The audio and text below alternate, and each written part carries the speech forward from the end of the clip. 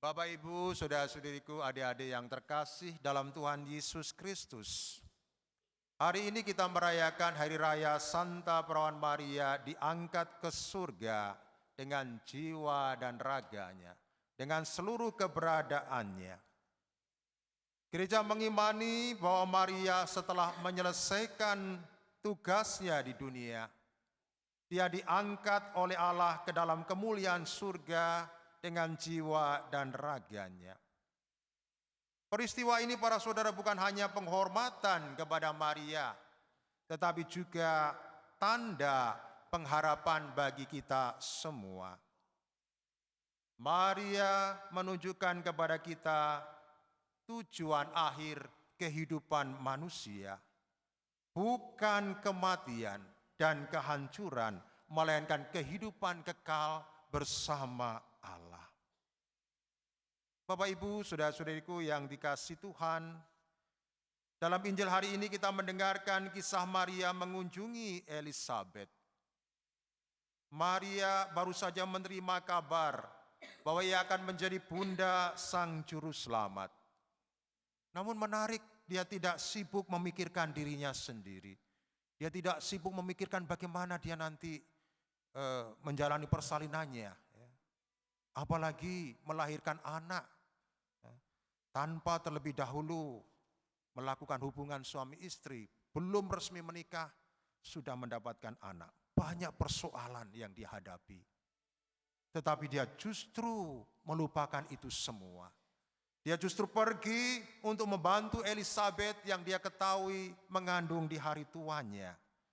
Dan tidak main-main. Dia pergi ke tempat Elisabet sepupunya yang jaraknya itu 130 km dari Nazaret ke pegunungan Yehuda, yaitu di daerah Hebron. Bayangkan, jalan kaki. Tetapi dia mau melakukan itu semuanya demi membantu sepupunya yang sedang mengandung di hari tuanya. Disinilah para saudara tampak keindahan iman Maria. Ketika menerima rahmat, Maria itu tidak menyimpan untuk dirinya sendiri, tetapi membagikannya kepada orang lain, menunjukkan kepeduliannya kepada orang lain yang membutuhkan uluran tangannya. Kehadiran Maria ini tentu membawa sukacita kepada Elisabet. Bayangkan, Elisabet itu baru pertama kali menghadapi persalinan, dan itu pun di usianya yang senja. Dia tidak tahu bagaimana cara mempersiapkan itu. Tiba-tiba Maria tanpa diminta datang untuk membantu Elisabet di dalam persalinannya. Begitu bahagianya Elisabet, sampai-sampai bayi dalam kandungan Elisabet itu melonjak kegirangan. Dan Elisabet dipenuhi Roh Kudus sehingga dia lalu berseru dengan suara nyaring. Diberkatilah engkau di antara semua wanita dan diberkatilah buah rahimmu. Di sini para saudara, Maria mengajarkan kepada kita bahwa iman yang sejati itu selalu menghasilkan kasih dan pelayanan. Iman yang sejati itu tidak hanya berhenti pada perkataan, tetapi pada perbuatan yang nyata, pada tindakan kasih.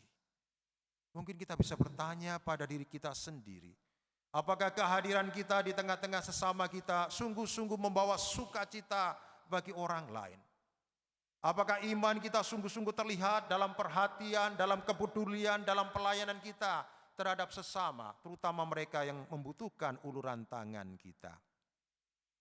Bapak, Ibu, saudara-saudariku yang dikasihi Tuhan, Maria yang dipuji oleh Elisabet kemudian berkata, jiwaku memuliakan Tuhan dan hatiku bergembira karena Allah Juru Selamatku.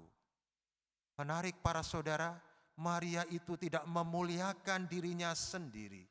Walaupun dia mendapatkan kehormatan yang luar biasa dari Allah untuk menjadi bunda Tuhan, dia tetap rendah hati.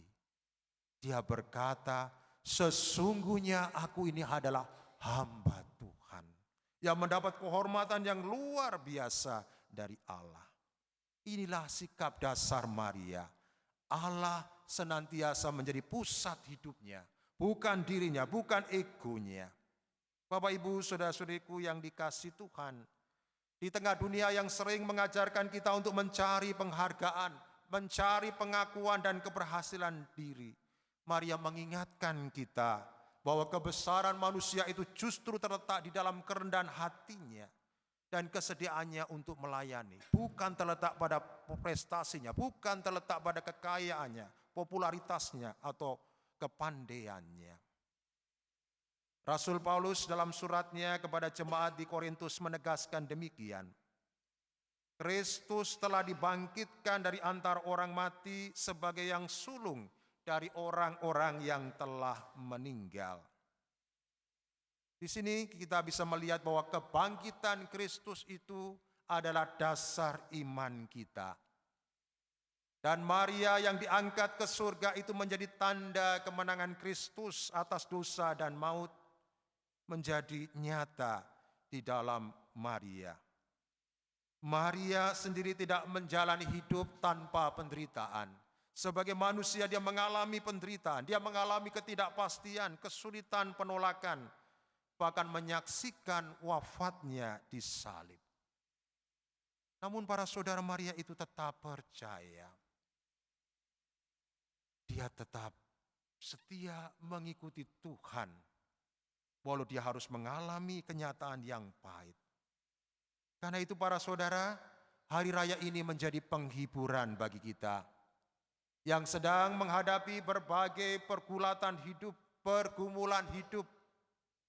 Ada yang mungkin sedang sakit, menghadapi persoalan di dalam keluarganya, mengalami kesulitan ekonomi, mengalami kenyataan menghadapi kenakalan anak-anaknya, mengalami kesepian, mengalami kehilangan orang yang dikasihinya, atau mungkin merasa lelah, putus asa, menghadapi kegagalan, menghadapi penderitaan yang tak kunjung putus.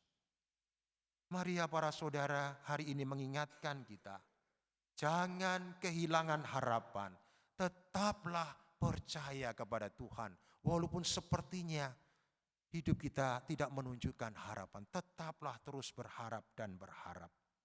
Mengapa? Sebab penderitaan itu bukanlah akhir, kematian itu bukanlah akhir. Mengapa? Karena Kristus itu telah menang atas maut, telah menang atas penderitaan. Maka ketika kita tabah dalam menghadapi penderitaan kita, senantiasa berharap pada Tuhan, maka akan ada pada saatnya lah, suatu saat nanti Tuhan juga akan memuliakan kita.